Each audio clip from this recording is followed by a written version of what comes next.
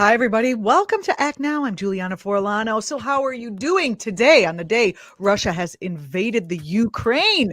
I don't know about you, but it's a very uncomfortable day to be, what are we, like 1 second to midnight on the doomsday clock now? We're going to be talking with national security expert and distinguished fellow from the Quincy Institute and one of my favorite guests that I ever have, Joe Cirincione, is joining us to talk about the potential for a nuclear disaster, be it an accident, be it on purpose, be it a war, starting with what's happening between the U.S. and Russia and the other countries and the Ukraine. But first up, we're going to be talking with Egberto Willies, author of It's Worth It, It's Worth It, How to Talk to Your Right-Wing Relatives, Friends, and Neighbors, and another book, As I See It, Class Warfare, The Only Resort to Right-Wing Doom, along with other books. He's also the host of Politics Done Right on KPFT 90.1, the Pacifica channel, the Pacifica Network down in Texas. Guess what we're going to be talking about?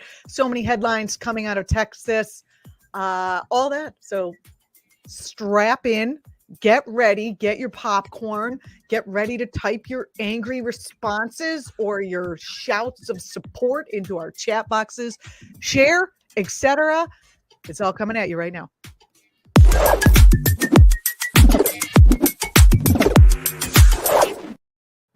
Egberto Willies is joining us for the headline second segment in just a second, where we're going to talk about how Beto is running for governor of Texas, and also that little bill about calling healthcare for trans children child abuse happening under Greg Abbott down in Texas. Let's take a reminder of who Greg Abbott is and what he's done. All that and more under the headlines starting.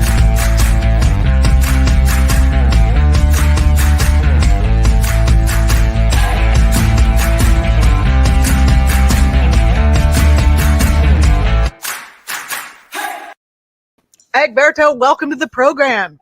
Well, thank you so kindly for having me, Juliana. Long time no see. It's great to be on your show. And I tell you what, your music kind of got me. I don't dance, and it actually wanted me to dance. Oh, I love that. I love hearing that. Bring a little joy on an otherwise uncomfortable day, let's call it. We were talking right before this about how it's a hard day to be funny. Yes, it's hard to be funny. And then sometimes you wonder, though, if you don't want to add a little bit of funny to your folk just so that they'll be able to absorb all that's going on right now, because there's a hell of a lot going on, Julian. And you have a great person coming on to speak after that's going to really put a lot of the seriousness into perspective. And I think you want to draw those people in with the way, only you can do it. Thank you very much. And that's another reason I wanted to have you on the program. And I'm very happy that you're here coincidentally today after what started happening in Texas with that bill about making healthcare for trans kids considered child abuse. Can you talk? Well, so for anyone who didn't know what was going on here, Greg Abbott, who basically he's the same guy who signed into law one of the nation's strictest abortion measures, banning procedures as early as 6 weeks into pregnancy, is now gone off the rails when it comes to trans kids. Can you talk about what he's done? Oh, absolutely. The way we have. By the way, I need to tell everyone, you are in Texas. You live there. You are living the horror. In Texas. I vote in Texas. I support my Texans that are doing the right thing, not Greg Abbott and the others. But answering your question, first of all, we've been trying to mess with people in the bathroom here in Texas for a very long damn time. And it's like, who can mess with people the worst? How can we actually do a little bit worse to get that 15% of diehard Republicans who vote in the primaries to go for us? So what they did, to answer your question, it is amazing because we already had a bill that kind of monitors the bathroom for you. Now they want to say that these kids that are going through these psychological problems, these actual problems of who they are, now we are not going to allow physicians to take good care of them. We're not going to allow them to take solutions that delay their puberty so they can make the right choices when they're adult enough. They can't get the right kind of counseling because not that the bill says that. The bill is restrictive as it is enough. But what the bill says is or rather a directive coming from Paxton, our resident thief or resident thief. I like to call him the stock thief, you know. Who is he? Paxton, Greg Paxton, the attorney, Oh, he decided to write a memo that right. says this is how this bill is to be implemented. And how is this supposed to be implemented? We're going to stop Texas doctors from treating these kids who may have problems. You try to treat them, we may throw you in jail. I don't write the law, but we may throw you in jail. Yeah. And I mean, it's not even necessarily a problem. It's just that they are going through something health related and they need attention. And I think it's so disgusting what Abbott is doing. Let's remind everyone who Greg Abbott is and what he's done in the past. I actually brought up a little while ago that it was Greg Abbott who caused Texans to be ripped off during the Texas electric grid failure. Talk about that. Well, let me tell you, because yesterday, and it's amazing that we planned to have me on today, long time ago, but yesterday, something great happened. The person who run ERCOT is the ones that control all the electrical distribution in Texas. You know, in Texas, we got to do things ourselves. We're big, bad, and ugly, right? Well, actually, big, bad, and pretty. We do everything ourselves. So we run the grid. Everybody else is on a national grid that splits the electricity on the left side of the country or the right side of the country. But Texas does it all on its own. We decided to have ERCOT run it for us. What ERCOT is really is an organization that takes a whole lot of private generators, put them together, aggregate them, and distribute it through our own lines and build the holy hell out of us. Well, during the freeze, we used a lot of electricity, a lot of gas things went down, and it turned out that the grid got overloaded, not because we couldn't handle the performance, but because our state hates regulations that forces these particular companies to do the right thing. So we froze. Now, what happened?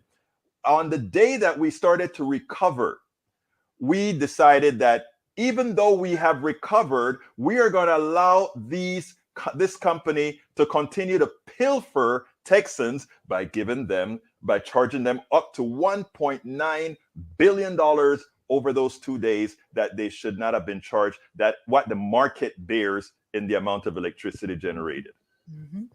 Well, Greg Abbott is also the governor who signed into law one of the nation's strictest abortion measures. I mentioned it earlier, banning procedure as early as 6 weeks into a pregnancy. Do you want to comment on what that is doing to Texans? Yeah, I mean, it's amazing. Texans right now, they're going north, they're going south. Well, if you live in South Texas, you're going to Mexico. If you live anywhere in the middle of Texas, you're kind of hosed, right? So you have to either go up north or whatever. But what this is let's call it what it is, right? It is an abortion bill for rich women. Because what it turns out to be is that we don't want to show our measly Texans that abortion is okay, but the wealthy ones, the ones who have kids in these wealthy schools, if they get knocked up, they can go ahead and fly somewhere, do it in secret in New York, or do it in secret in where you are, Connecticut, or one of these states, or Mexico, and then come back to the States. But the poor folk, the ones where abortion is an economical issue, because remember, as a woman, and I shouldn't be speaking, you're a woman, you know what I'm talking about. You're just about to say, yeah. It's an economic issue. Yes. So therefore, we have to realize that once we deny a woman's control of her own body, we're inflicting pain on her own personal economy. Is that right? You tell me. Or a lot of women do not want to bear a child into poverty. Why would you want to bear a child that you then have to watch suffer? The government doesn't support the children. They don't support, they're trying to rip away public education. They're trying to rip away any kind of food assistance, electrical assistance. They can just freeze in the storm, but you can't have an abortion. It's insane. It is crazy, but that's what we have in Texas. But the thing about it is, Juliana, is this. Most Texans do not support all of this. But unlike other states, everybody talk about voter suppression in Texas.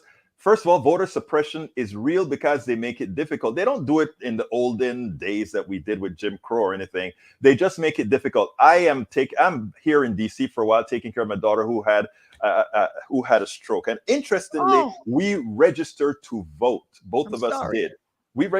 Thank you. We both registered to vote. And in little letters, they said, after you fax your app in, you still have to mail it in. It must get here within 4 days.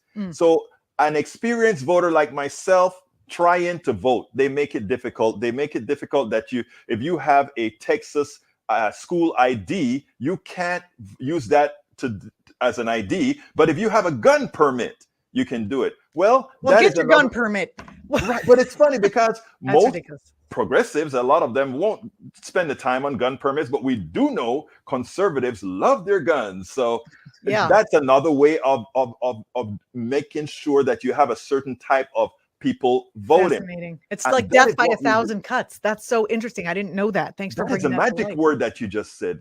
Death by 1,000 cuts. That's it. Exactly right.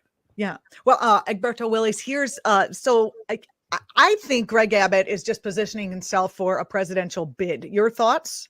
Yes, he is. But I have to ask the question are these, we always talk about these guys not being necessarily as smart as they think they are.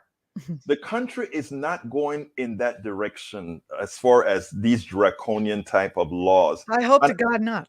No, it's not. It really isn't. The interesting thing is he's not going to CPAC, which apparently is only for crazies and Trumpites now. And, shamans, QAnon shamans are going to that thing. It used to be fairly serious conservative think tank, gathering of people I don't agree with, when now it's just for nuts, and he's not going. So I'm seeing that as him signaling that he's positioning himself as like a regular Republican, while at home he can still show his creds for trying to cut abortion as much as possible, trying to, cut, trying to deregulate the utilities, trying to, do these that go against the trans kids and all the other stuff we just discussed. Your thoughts?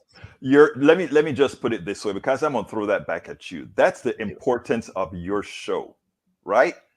Because we won't allow them to do that. You're absolutely right. What you just said was a perfect answer, right? In other words, let's kind of look normal to everybody else. And in Texas, where we control how people can vote, we will let them do as they please. But Juliana says something else. You're going to be on my show. And not only that, we're going to make sure that the rest of America find out who you really are. And that's the beauty of independent media.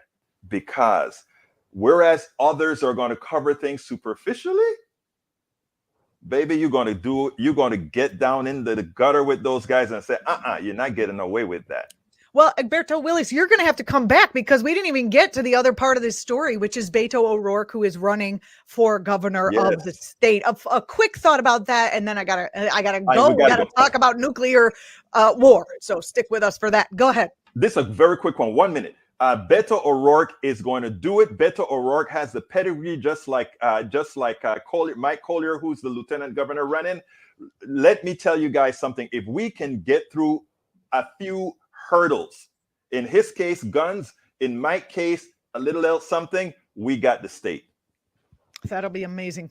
That'll be amazing.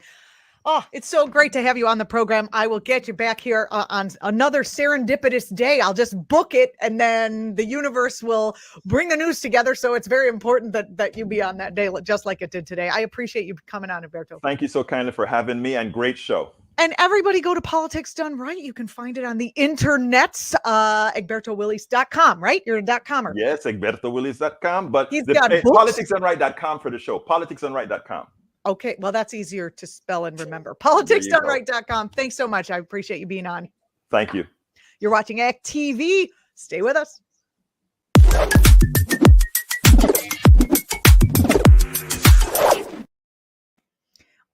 Coming up on the program, I'm very happy that, I booked this guest when we thought we were going to be talking about sanctions and potentials. And now that Russia has waged a full-out assault on the Ukraine, I'm very happy to have this national security expert and distinguished fellow from the Quincy Institute of Responsible Statecraft, Joe Cirincione, is joining me in this interview segment. Stay tuned.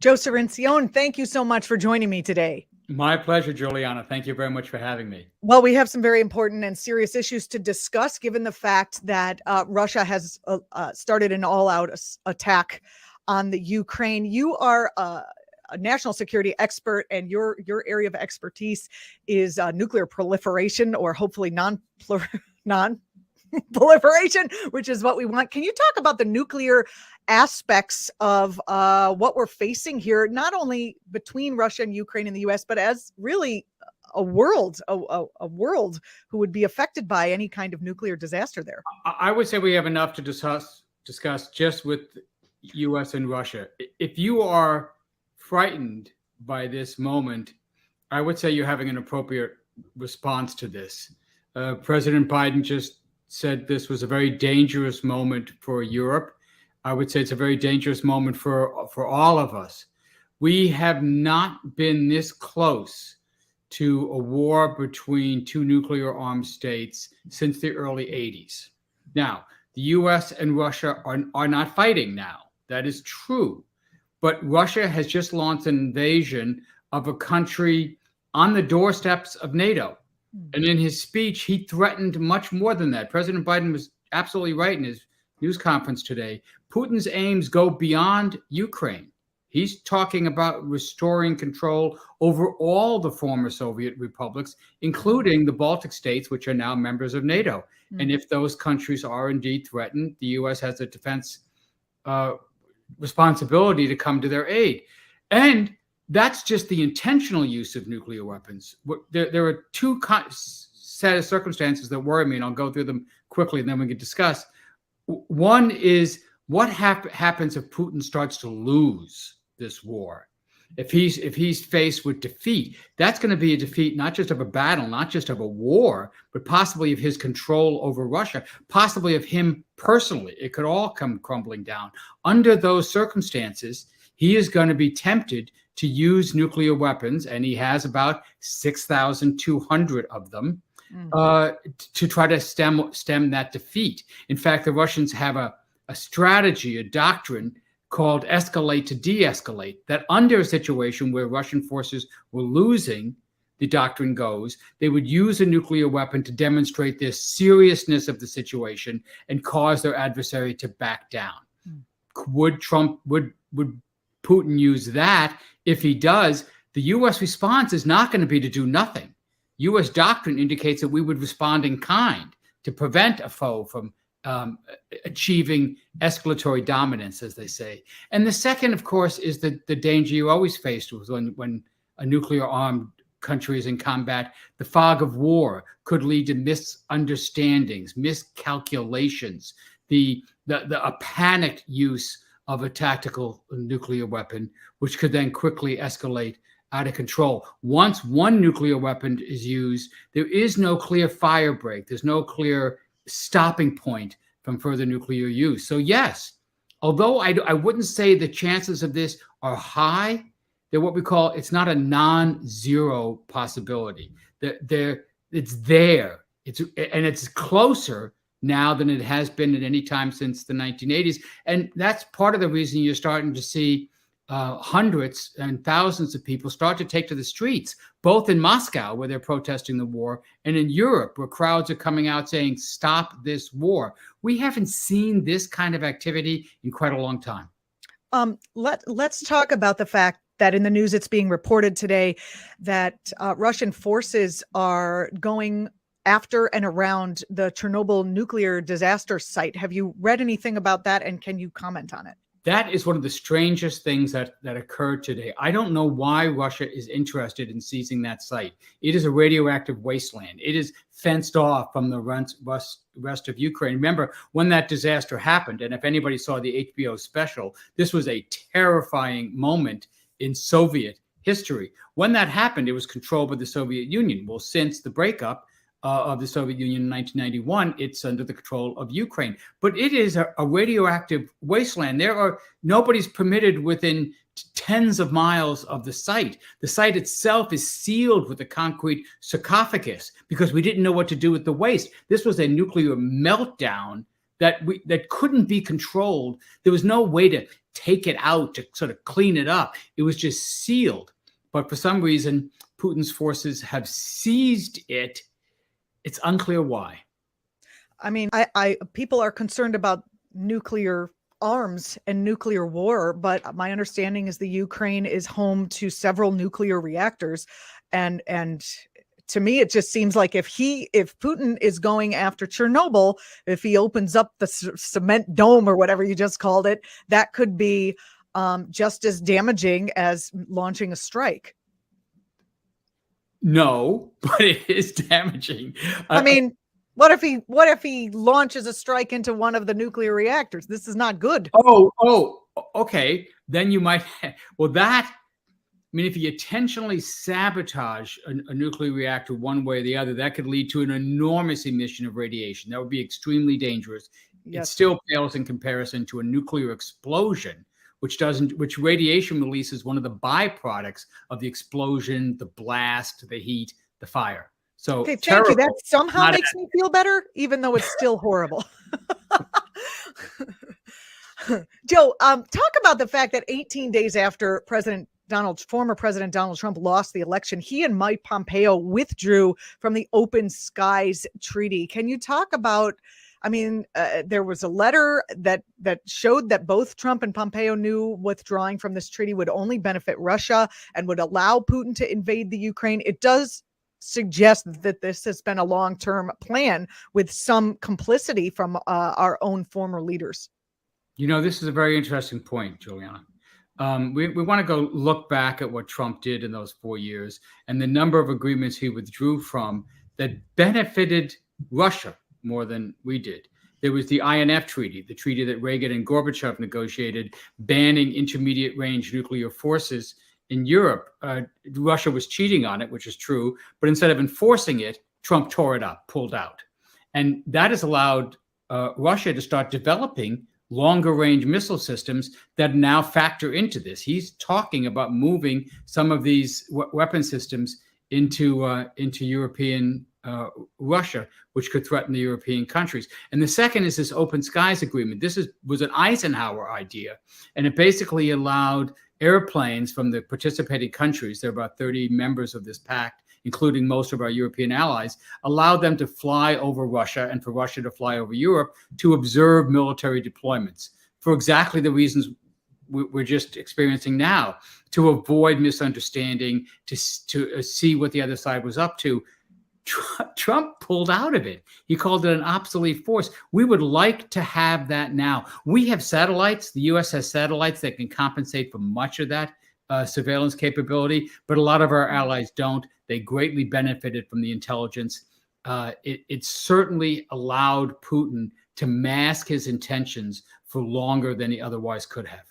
Yeah, I mean, he had 20,000 or however many thousand troops at the border. He's like, I am doing nothing. You know, and now he's saying, of course, this is just about the Ukraine. I really haven't heard in the mainstream press people talking about how his intentions are really to further annex Eastern Europe. Well, it's in his speeches. I mean, if your listeners have not read some of those speeches, go Google it. Go look for text transcript Putin Ukraine, and you'll pull it up. It is quite a remarkable statement, and he goes through a long list of historical grievances, and one of those grievances is the breakup of what he insists were rightfully part of Russia. He doesn't consider these republics, Ukraine, Belarus, Latvia, Lithuania, Estonia, as truly independent countries. He considered these rightfully Russian, and he wants to reclaim them. What manner of insanity would someone with 6,000 or so nuclear weapons fight with someone? We have 5,000 some odd nuclear weapons. I mean, it would be mutual destruction on an enormous scale. They're not going to win if it's mutual destruction. Could you explain to me how these leaders are thinking and what they're thinking? And there's two aspects to this. And one is what's happened just in the past 10 years. You've seen a return in Russia and in the United States to some of the doctrines we had during the Cold War, where we felt that the NATO forces couldn't withstand a determined Warsaw Pact invasion. So we planned to use nuclear weapons early in that conflict to destroy invading Soviet tank armies streaming through the Fulda Gap, streaming into what was then West Germany. We abandoned all that. We created a much bigger fire break between conventional conflict and nuclear conflict.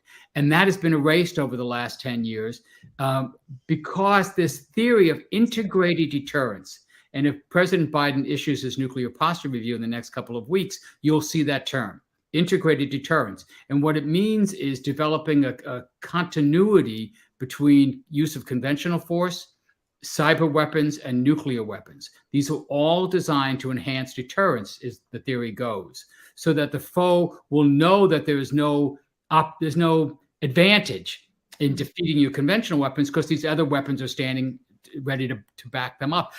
The flip side of that is you're erasing the fire break between conventional and nuclear. So you're making it more likely that we'll use nuclear weapons. And we've been developing nuclear weapons for expressly that purpose, lower yields to make them more usable. So not a giant hydrogen bomb that would destroy a city, a smaller atomic bomb that would destroy a port or a tank column. And there several of these were started by President Trump, a sea-launched cruise missile, a new air-launched cruise missile, putting low-yield tactical warheads on our subs for precisely this, supposedly to enhance deterrence. But when you get in a conflict like this, you see what a slippery slope it is, and you can see how Russia or the United States might end up in a conflict where they just say, well, look, we've already destroyed so much, what's a little more? And the second risk on this is the risk of accident. I'm not intending to use a nuclear weapon, but in the fog of war, in the heat of battle, of feeling so desperate that you, by misunderstanding, miscalculation, or madness, you start using a nuclear weapon. And once you start using one or two, all our war games show there's no clear fire break. There's no clear place where you stop using nuclear weapons. You keep thinking one more nuclear strike will end it. It doesn't. That is not an uplifting way to start my afternoon, Joe, but I do. Well, if we get through this, and I believe there's a reasonable chance we will, it really is going to be a moment for us to rethink how we got here. What was it about our policies, whether it was NATO expansion, not moving quick enough to reduce nuclear weapons, not engaging more strongly on nuclear arms talks, abandoning these nuclear guardrails that were erected during the Cold War, thinking we no longer needed them. Let's revisit all that and think about what we could have done better to prevent us from getting to this potentially disastrous moment. So you suggest that now is not the time for the left to just talk about why we should end NATO at this moment. We have to deal with the crisis first. Am I right? Oh, absolutely. I'm a fan of NATO. I don't think we should have expanded NATO, but I think it has been the most successful military alliance in history, but it has to change. It's now time to change it. And I would really caution against some of the talk you're already hearing in Washington today about getting Finland in NATO, getting Sweden in NATO, expanding NATO right up to even further up to the borders of Russia.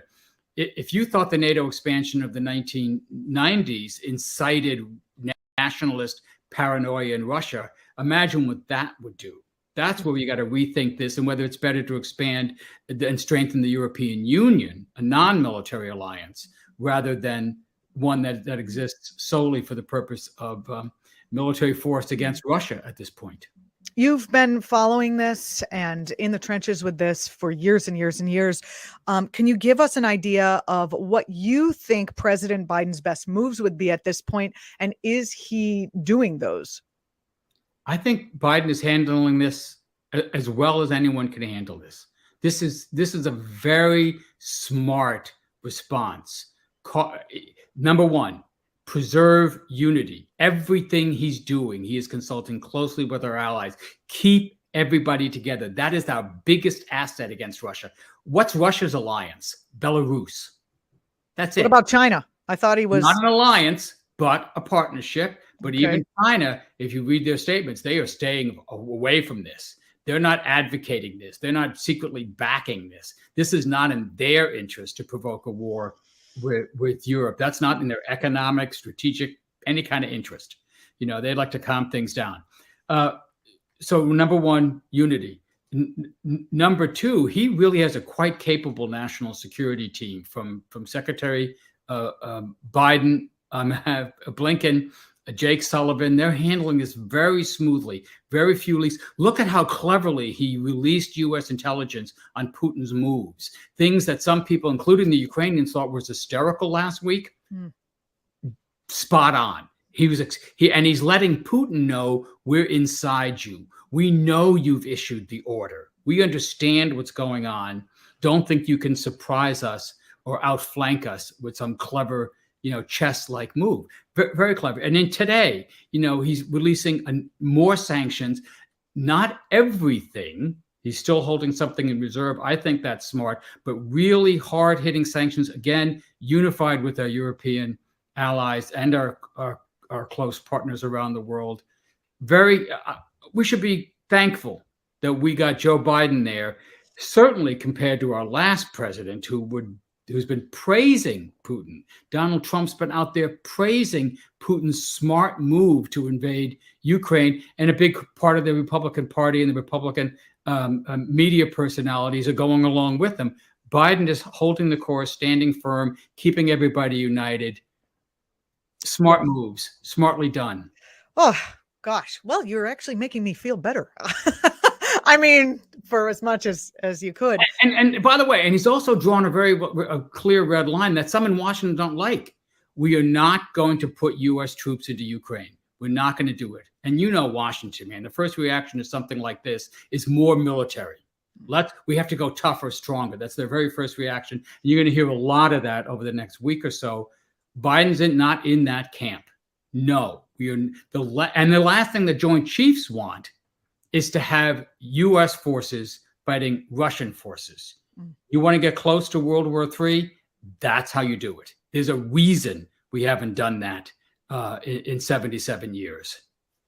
Arms manufacturers tend to profit greatly when war happens, but it seems like nuclear war, and this one is so close to that. I don't see how they would have a war without, after what you've said, not again by accident or by all of the things that you are. Miscalculation of madness. This is John F. Kennedy. He warned us in '62 at the UN that we are under the nuclear sword of Damocles, hanging by a slender thread that could be cut by miscalculation, accident, or madness. Madness would be anyone who pushed a button on purpose. That would be the madness part, right? Yeah. Oh boy. And what are the odds that this sort of interaction, what are the ripple effects that the interaction in Ukraine are having to other nuclear armed states? We haven't seen anything yet. You'll be looking, obviously, Britain and France, both nuclear armed members of NATO, China, of course, India, Pakistan. India is said they called Putin, Modi, the leader of India, called Putin and said he urged restraint. China's urging restraint on all parties. That's the standard cop-out. No, everybody's waiting to see how this plays out. No obvious moves by any of the nuclear armed states yet. Fascinating. Well, thank you so much for coming on. Good news, by the way, while all this is happening, over in Vienna, we're getting closer to restoring the deal that constrained Iran's nuclear program. It looks like we might have a final text agreed to by next week, and that will resolve one of the proliferation problems, stopping Iran from getting a bomb, shrinking their program again, putting it under lock and key, correcting the damage that Trump did. And reducing conflicts and tensions in the Middle East. This could be a big win for President Biden. Just on national security, it's terrible what's going on in Ukraine. It's a lot better what's going on the Iran deal. In terms of politics for Biden, I think this is going to be some difficult crisis weeks for him, but he could emerge much stronger than when he went in. Thank you so much, Joe Cirincione. Don't forget to follow Joe's work. His Twitter handle is right below here, Cirincione, but you can also follow his work at the Quincy Institute for Responsible Statecraft. Thanks so much. I thought we were going to be talking sanctions, and then all of a sudden you're here on the exact day that I needed you. So thank you so much. I really appreciate it. My pleasure. Thank you for having me on. You're watching actTV. We'll be right back.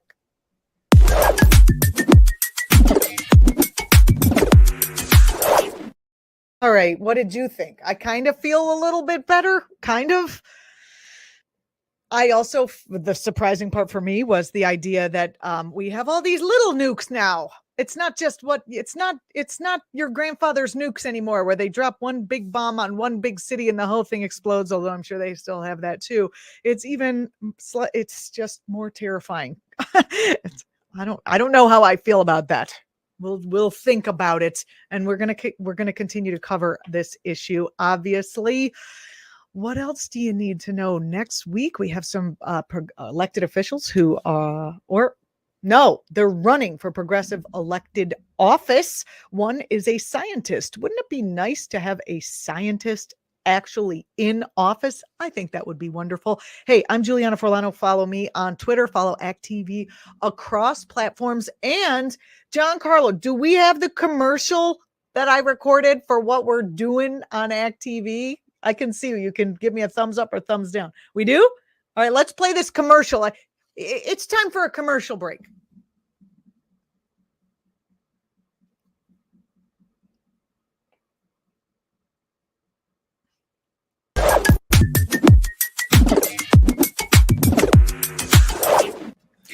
Hi, everybody. Julianna Forlano from actNOW. We've launched a membership program for actTV. If you're new here, actTV is a progressive media company for political activists and people who want a more progressive politics. Our mission is to create a media to empower progressive activists, to amplify the message, and to give an entryway for viewers to participate in these actions. That is one reason we launched the membership program. When you sign up, you get the latest action info about the subjects that you hopefully care about, as well as information on what other things we're up to and how you can take part. You could become an actTV patron to help fund our work if you feel called to do so, and you can access special events. We believe active participation in democracy is important, and we also try to help facilitate that process. actTV has a long track record on the cutting edge of live streaming and social media, starting all the way back from Occupy Wall Street and other movement efforts, and we still are doing those things today, as you can see. Right now, the Trump-dominated corporate-controlled media landscape overpowers progressive voices. As we've seen over and over, even when progressives take to new media, the big tech algorithms marginalize the message or bury it, unless it serves some corporate purpose or is just another bunch of junk, but it gets views. We don't do that. So in our mission to create this media to empower activists, we have an uphill battle, and we need your help. Sign up to receive the latest about what we're up to and how you can learn to take part. You can also become an actTV patron to help fund our work and access special events. We are taking our work to the next level with this membership program, and we are jumping from online to TV sets. Stay tuned for more about that. Thank you for watching actTV. Thank you for whatever work you're doing to make this a more progressive and just society. And I look forward to seeing you on our platforms. And now on with the show.